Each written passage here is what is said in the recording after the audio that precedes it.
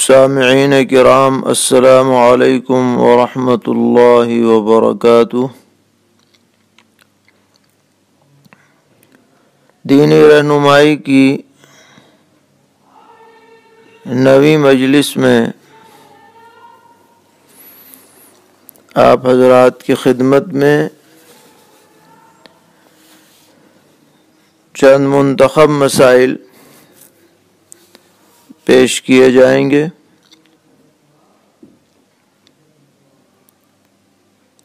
ایک صاحب نے سوال کیا ہے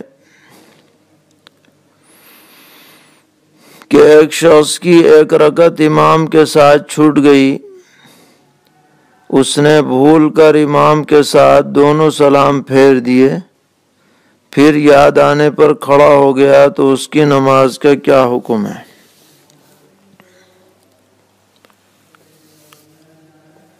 تو عام طور پر مقتدی جو سلام پھیرتا ہے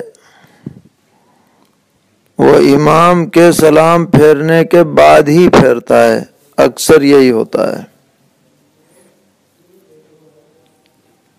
لہذا اگر یہی بات پیش آئی تو امام کے سلام پھیرنے کے بعد مقتدی کی نماز اپنی منفرد والی ہو جاتی ہے، اور اس میں اس نے جو سلام پھیرا تو وہ نماز سے خارج تو نہیں ہوا اس سلام سے، لیکن اس کی وجہ سے اس پر سجدہ سہو لازم ہو جائے گا۔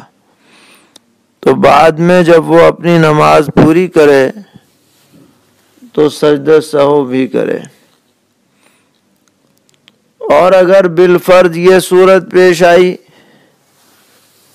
کہ اس مقتدی نے جس کی رکعت چھوٹ گئی تھی بعینہ امام کے سلام کے ساتھ ہی سلام پھیرا ہے یا پہلے سلام پھیر لیا، تو اس صورت میں اس پر سجدہ سہو واجب نہیں ہوگا۔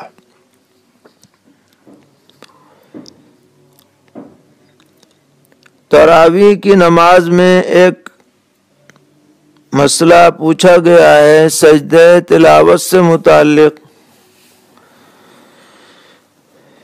کہ حافظ صاحب نے سجدے کی آیت آنے سے پہلے ہی یہ سمجھتے ہوئے کہ میں نے آیت سجدہ پڑھ لی، سجدہ تلاوت کر لیا، اس کے بعد پھر کھڑے ہوئے اور پھر آیت سجدہ پڑھی، پھر دوبارہ سجدہ تلاوت کر لیا۔ تو اس صورت میں ان حافظ صاحب پر سجدہ سہو لازم ہے، کیونکہ ایک سجدہ زائد ہو گیا ہے۔ سجدہ تلاوت ہی سے متعلق ایک اور سوال ہے کہ اگر آدھی آیت سجدہ پڑھی تو سجدہ تلاوت لازم ہوگا یا نہیں؟ تو اس بارے میں اگرچہ کئی اقوال ہیں، لیکن راجح یہی ہے کہ سجدہ تلاوت واجب نہیں ہوگا آدھی آیت پڑھنے سے۔ پوری آیت پڑھنی ہے، البتہ پوری آیت پڑھی لیکن جو خاص سجدے کا لفظ تھا، حرف تھا، وہ نہیں پڑھا، تو اس صورت میں بھی سجدہ تلاوت واجب نہیں ہوتا ہے۔ اسی کے متعلق ایک اور سوال ہے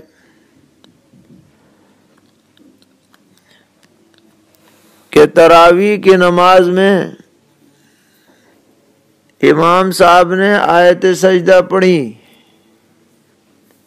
لیکن مقتدیوں کو پتہ ہی نہیں تھا کہ یہ آیت سجدہ ہے، اور پھر امام صاحب نے رکوع کر لیا اور رکوع ہی میں سجدے کی نیت کر لی، مقتدیوں کو کچھ پتہ نہیں۔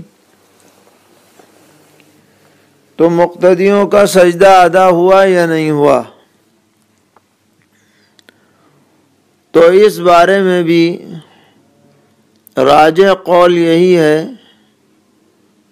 کہ مقتدیوں کا بھی سجدہ امام کے ساتھ ادا ہو جائے گا، لیکن امام صاحب کو ایسی صورت میں بہتر یہی تھا کہ وہ رکوع میں سجدے کی نیت نہ کرتے، بلکہ جب ایسے وقت آیت سجدہ پڑھی گئی کہ فوراً رکوع ہے، تو بعد میں جب نماز کا سجدہ ہوتا تو خود بخود یہ سجدہ تلاوت بھی اس میں ضم ہو کر کے ادا ہو جاتا، لہذا الگ سے رکوع میں نیت نہ کریں امام صاحب، تو بہتر ہے آئندہ اس کا خیال رکھا جائے۔ تراویح کے متعلق ایک اور مسئلہ پوچھا گیا ہے کہ اگر کوئی عورت قرآن پاک کی حافظہ ہو تو وہ تراویح عورتوں کو پڑھا سکتی ہے یا نہیں؟ تو ہماری اکثر فقہ کی کتابوں میں تو یہی لکھا گیا ہے کہ فرض نماز ہو یا تراویح کی نماز ہو، عورت کے لیے امامت مکروہ ہے، لیکن ہمارے بعض اکابر نے ایسی عورت کے لیے جو اپنا قرآن پاک تراویح میں سنا کر یاد رکھنا چاہتی ہو، دو ایک عورتوں کو ساتھ لے کر تراویح کی امامت کرنے کی گنجائش دی ہے، لیکن اس میں بھیڑ اکٹھی نہ کی جائے، آس پاس کی عورتوں کو جمع نہ کیا جائے، گھر ہی کی ایک دو عورتیں اگر اس عورت کی امامت میں تراویح پڑھ لیں تو ان حضرات کے قول پر اس کی گنجائش ہوگی۔ ایک سوال یہ کیا گیا اور اس بارے میں لوگوں میں بھی باتیں پھیلائی جاتی ہیں کہ قضا نماز کا حکم قرآن پاک میں یا احادیث شریفہ میں کہیں موجود ہے یا نہیں، اس کی وضاحت فرمائیں۔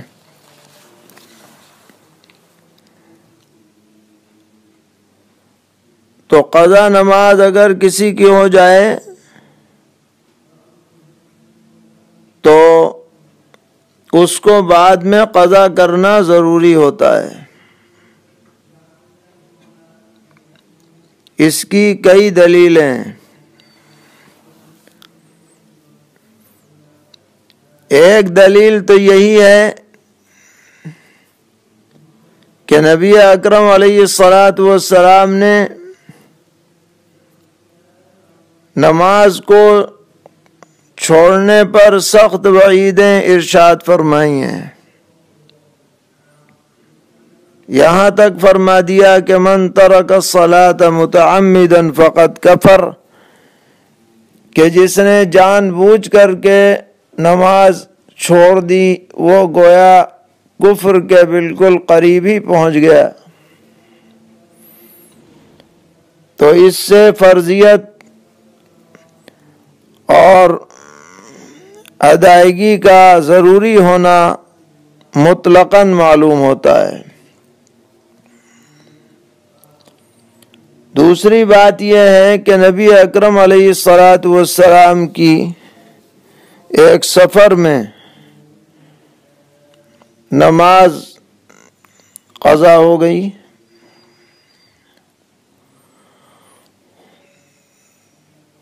تو جب آپ کی آنکھ کھلی تو سورج نکل چکا تھا، فجر کی نماز تھی، تو آپ نے صحابہ کرام رضی اللہ عنہم سے ارشاد فرمایا کہ من نام عن صلاة او نسیها فلیصلیها اذا ذکرها، کہ جو نماز سے سوتا رہ گیا یا بھول گیا تو جب اسے یاد آ جائے تو وہ نماز ادا کرے۔ اور آپ نے خود بھی بعد میں اس فجر کی نماز کو ادا فرمایا۔ اس سے معلوم ہوا کہ نماز چھوٹ جائے تو اس کو بعد میں پڑھا جائے گا۔ تیسری دلیل یہ ہے کہ غزوہ احزاب کے موقع پر جنگ کی شدت کی وجہ سے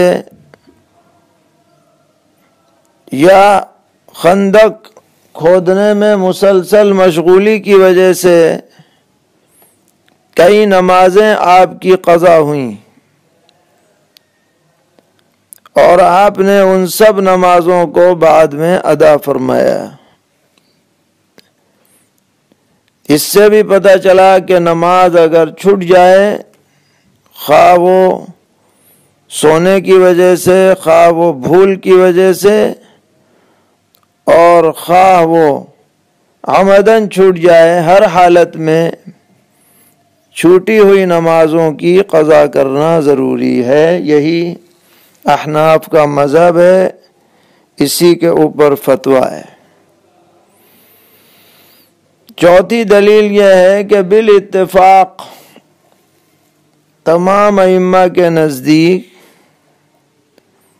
کوئی آدمی اگر رمضان المبارک کا روزہ چھوڑ دے، خواہ بھولے سے چھوڑے، خواہ جان بوجھ کر کے چھوڑے، تو بعد میں اس کی قضا لازم ہوتی ہے۔ تو جس طریقے پر رمضان کا روزہ ایک فرض ہے، اسی طرح نماز بھی ایک فرض ہے۔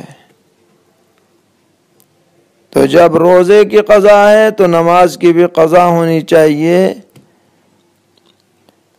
اس استدلال کو سامنے رکھ کر کے بھی قضاء عمری کے حکم کی تائید ہوتی ہے۔ اس لیے ہمارے جو بھی بھائی یا بہنیں ان کی نمازیں چھوٹ گئی ہوں، وہ حساب لگا کر ان نمازوں کی قضا کا اہتمام کریں۔ اور یاد رکھیے گا، نماز قضا کرنے سے قضا ہوگی، قضا کرنے سے ادا ہوگی۔ ایسا نہیں ہو سکتا کہ کوئی اور عمل کرو اور نمازوں کی ادائیگی معاف ہو جائے، جیسا کہ آج کل کئی سالوں سے ہم دیکھ رہے ہیں کہ رمضان المبارک کے آخری جمعے کے متعلق ایک اشتہار چھاپا جاتا ہے جس میں نماز قضاء عمری لکھا رہتا ہے، اور اس میں یہ ہوتا ہے کہ 2 رکعت خاص انداز میں ادا کرو تو 60 سال کی نمازیں جو قضا ہیں وہ سب معاف ہو جائیں گی۔ تو یاد رکھیے گا کہ یہ سب بے سند، بے پر کی باتیں ہیں اور خلاف عقل بھی ہیں۔ یہ کیسے ہو جائے گا کہ نفل ادا کر کے فرض معاف ہو جائے؟ ان باتوں کا پھیلانا، ان پر عمل کرنا، ان پر یقین کرنا سب غلط ہے، قطعاً غلط ہے۔ جتنی بھی آپ سے ادا ہو سکے ان کو ادا کرنے کی آپ فکر کریں، اللہ سے توبہ کریں، استغفار کریں، اور آئندہ یہ عزم کریں کہ کوئی بھی نماز ہماری وقت سے بے وقت نہ ہوگی، اس کا اہتمام رکھیں۔ ایک اور مسئلہ تراویح سے متعلق ہے کہ تراویح میں امام بھول جائے اور غلطی بتلانے والا کوئی سامع بھی پیچھے نہ ہو، تو کیا خود امام صاحب جیب سے موبائل نکال کر قرآن پاک دیکھ کر غلطی کی اصلاح کر سکتے ہیں یا نہیں؟ یا پیچھے سننے والا کوئی سامع موبائل دیکھ کر امام کو لقمہ دے سکتا ہے یا نہیں؟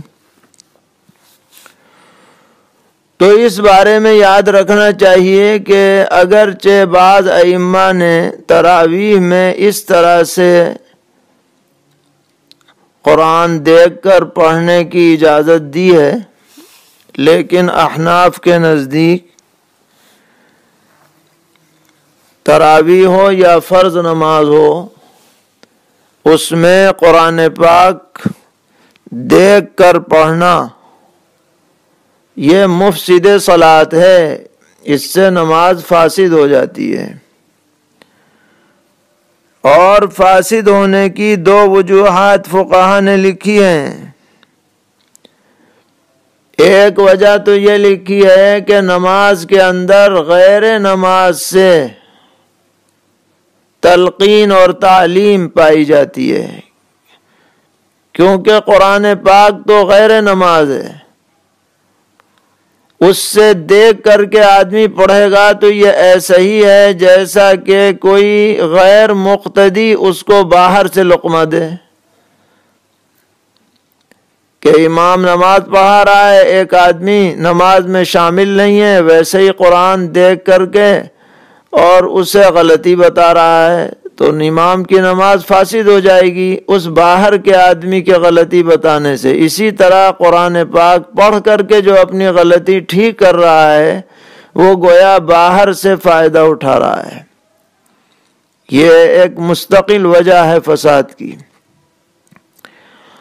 اور دوسری وجہ فساد کی یہ ہے کہ اس میں عمل کثیر پایا جاتا ہے۔ موبائل نکالا جائے گا، ایپ کھولی جائے گی، صفحات پلٹے جائیں گے، یا اسی طرح قرآن پاک ہاتھ میں اٹھایا جائے، اس کے اوراق پلٹے جائیں گے، تو یہ عمل کثیر نماز کے اندر موجب فساد ہوتا ہے۔ عمل کثیر اس کو کہتے ہیں کہ دیکھنے والا یہ سمجھے کہ یہ آدمی نماز میں نہیں ہے، اتنا زیادہ وہ دیگر کام میں مشغول ہو جائے۔ تو یہ دو وجوہات فقہا نے لکھی ہیں۔ ہمارے نزدیک اس طرح سے نماز پڑھنے سے نماز فاسد ہو جاتی ہے۔ اور قرآن پاک کی بسا اوقات بے حرمتی بھی دیکھی گئی ہے۔ ہم نے خود دیکھا ہے حرم شریف میں کہ آدمی قرآن لیے پڑھ رہا ہے، سجدے میں گیا، اس کو کنارے رکھ دیا اور بالکل اس کے ادب احترام کا کوئی لحاظ نہیں رکھا۔ علاوہ ازیں ایک اور بھی وجہ ہے، اگرچہ وہ فساد کی اصل وجہ نہیں ہے لیکن حکمت اور مصلحت کے طور پر اس کو ذکر کیا جا سکتا ہے۔ وہ یہ ہے کہ اگر یہ آسانی پیدا کی جائے کہ بھئی دیکھ کے پڑھ لو،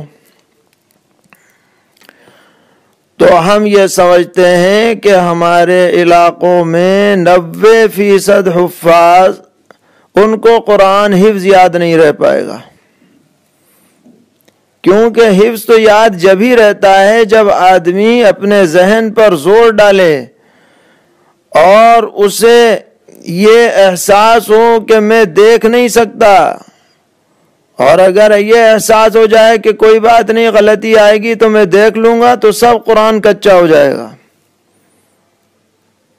تو حفاظ کرام کے قرآن کو اچھی طرح ان کے سینوں میں محفوظ رکھنے کے لیے بھی یہ حکم ضروری ہے کہ ان کو کہا جائے کہ بغیر دیکھے تمہیں پڑھنا ہے، ہر حالت میں دیکھ کے پڑھو گے تو قرآن کی غلطیاں باقی رہ جائیں گی، قرآن کچا رہ جائے گا۔ دیگر ائمہ کے نزدیک گنجائش ہے، وہ ایک واقعے سے استدلال کرتے ہیں کہ حضرت عائشہ رضی اللہ تعالی عنہا کے ایک خادم تھے اور وہ قرآن دیکھ کے پڑھتے تھے، تو اس کی توجیہ ہمارے اکابر نے اور فقہا نے یہ فرمائی ہے کہ دیکھ کر پڑھنے سے مراد یہ نہیں تھا کہ وہ ہاتھ میں لے کر کے دیکھ کے پڑھتے تھے، کیونکہ اس زمانے میں ایسا قرآن کی صورت ہی نہیں تھی جیسے کہ آج کل ہے۔ وہ تو الگ الگ تختوں پر، پتھر پر، لکڑی پر، الگ الگ جگہوں پہ لکھا رہتا تھا۔ اس روایت کا اگر وہ صحیح ہو تو اس کا مطلب یہ ہے کہ 2 رکعت پڑھ کر کے قرآن دیکھ لیتے تھے، یاد کر لیتے تھے، پھر 2 رکعت پڑھ کر کے سنا دیتے تھے۔ یہ توجیہ اس کی جائے گی۔ تو بہرحال یہ طریقہ ٹھیک نہیں ہے۔ ان امام صاحب کو چاہیے کہ اچھی طرح یاد کریں اور کسی سامع کا انتظام کریں، اور جو بھی دیکھنا ہو وہ سلام پھیر کر کے باقاعدہ پھر قرآن پاک میں دیکھا کریں۔ کویت سے اسی طرح کا سوال آیا ہے کہ وہ ایسی جگہ نماز پڑھتے ہیں جہاں دیکھ کر کے قرآن پڑھا جا رہا ہے، تو بہتر یہی ہے کہ وہ اس جگہ نماز نہ پڑھیں، کہیں اور پڑھیں یا اپنی الگ پڑھ لیا کریں۔ لیکن چونکہ یہ ایک اجتہادی مسئلہ ہے اور دیگر ائمہ کے ہاں اس کی گنجائش ہے، اس لیے اگر ان کے پیچھے بھی نماز پڑھ لیں گے تو نماز ان کی ہو جائے گی، لیکن کوئی حنفی شخص اس طرح امامت بالکل نہ کرے۔ ایک سوال ہے کہ حضرت مفتی کفایت اللہ صاحب رحمۃ اللہ علیہ نے لکھا ہے کہ نماز میں رنج یا بیماری کی وجہ سے کراہنے سے نماز فاسد ہو جاتی ہے۔ اب ایک شخص کو عین نماز میں گردے میں درد ہو گیا تو وہ نماز کیسے ادا کرے؟ تو اس مسئلے کے اندر ذرا تفصیل ہے۔ اگر کوئی آدمی بالقصد اور بالارادہ کرا ہے نماز میں، یعنی وہ کراہ کو روک سکتا تھا، کوئی تقاضا اندر سے کراہ کا نہیں تھا، پھر بھی کراہے جا رہا ہے، تو ایسی شکل میں تو نماز فاسد ہو جاتی ہے۔ وہی بات حضرت مفتی صاحب رحمۃ اللہ علیہ نے لکھی ہے۔ لیکن بلا ارادہ اگر آواز کراہ کی نکل گئی، بلا ارادہ کہ درد گردہ ہو رہا ہے، بلا ارادہ نکل گئی، تو اس سے نماز فاسد نہیں ہوتی۔ فقہا نے اس کی وضاحت فرمائی ہے۔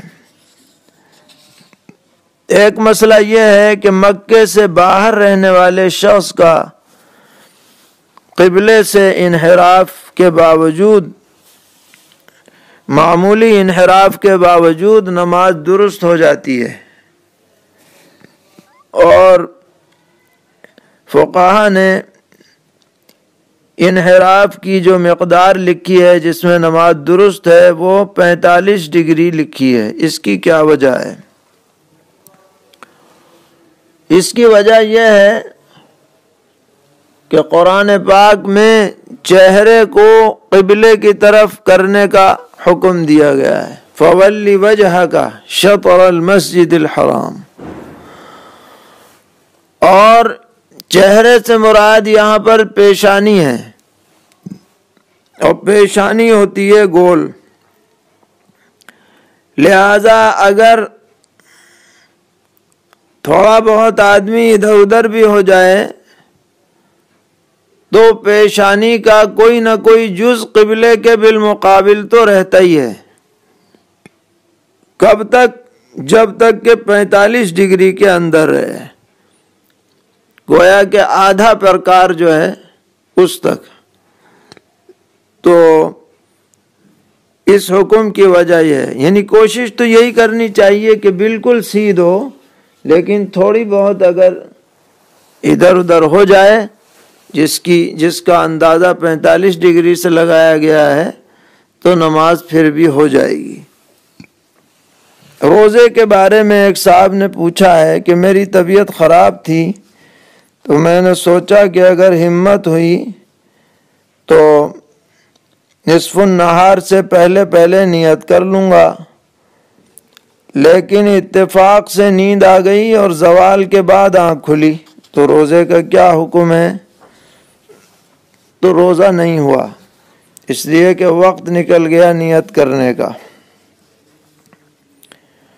ایک پاکستانی عالم صاحب کا کہنا ہے کہ افطار پہلے کیا جائے، دعائے افطار بعد میں پڑھیں۔ کیا ان کا یہ کہنا صحیح ہے؟ کئی دعائیں افطار کے وقت کی منقول ہیں۔ ایک دعا تو وہ ہے جس میں یہ ہے کہ بھئی پیاس ختم ہو گئی اور رگیں تر ہو گئیں، تو جن دعاؤں میں اس طرح کے الفاظ ہیں یہ تو افطار کے بعد ہی پڑھی جائیں گی، کیونکہ معنی کے اعتبار سے یہی مفہوم ہوتا ہے۔ لیکن ایک دعا ہے اللہم انی لک صمت، اس دعا کے بارے میں صراحت کچھ نہیں ہے، تو عند الافطار ہے، اس لیے اگر اسے افطار سے پہلے بھی پڑھ لیا جائے تو یہ حدیث کے خلاف نہیں ہوگا۔ اللہم انی لک صمت والی جو دعا ہے اس کو پہلے پڑھنے میں بھی کوئی حرج نہیں ہے، اور یہ کہنا کہ یہ بھی بعد ہی میں پڑھی جائے گی، اس کے اوپر اصرار نہیں کرنا چاہیے۔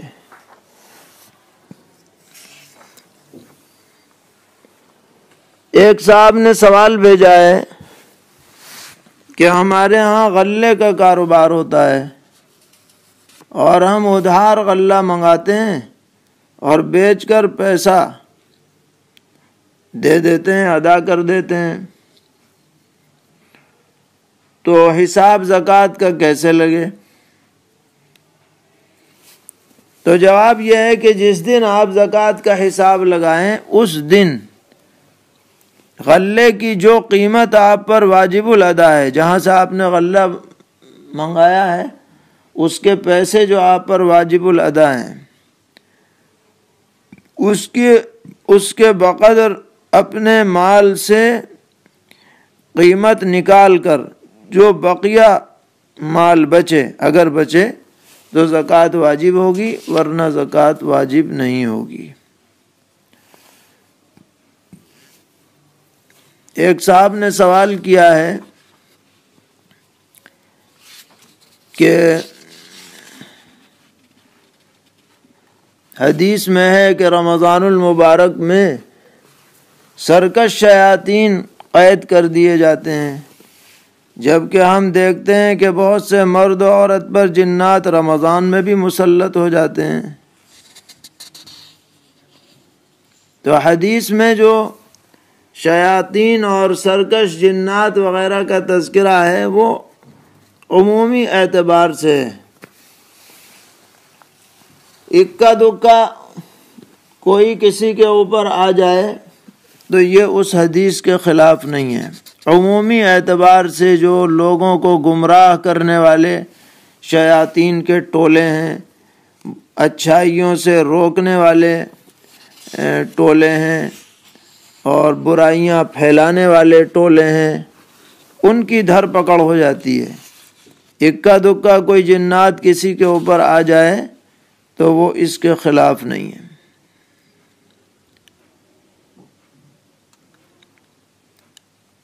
اور ایک صاحب نے اور سوال کیا ہے کہ قرآن پاک میں جا بجا بنی اسرائیل کا تذکرہ ہے، بلکہ بہت سی آیتوں میں انہی کا تذکرہ ہے،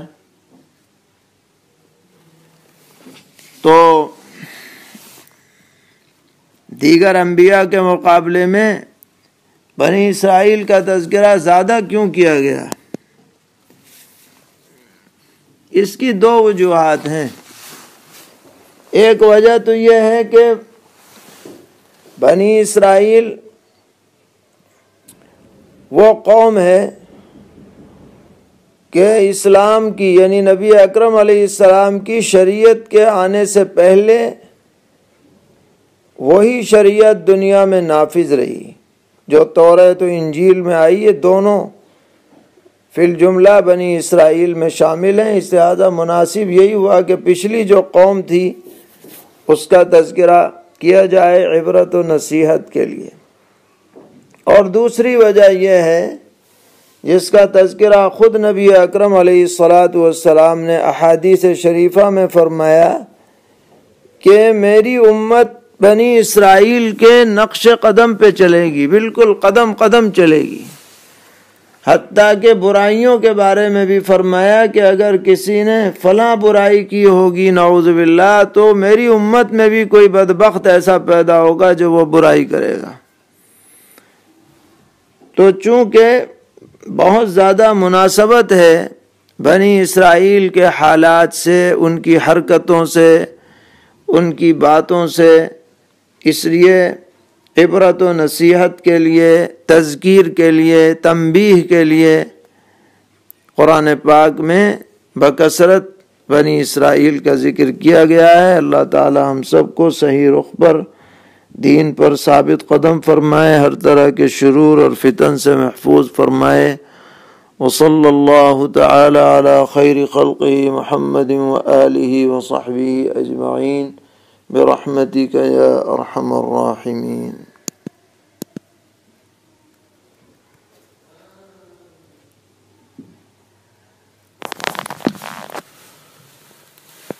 اللہم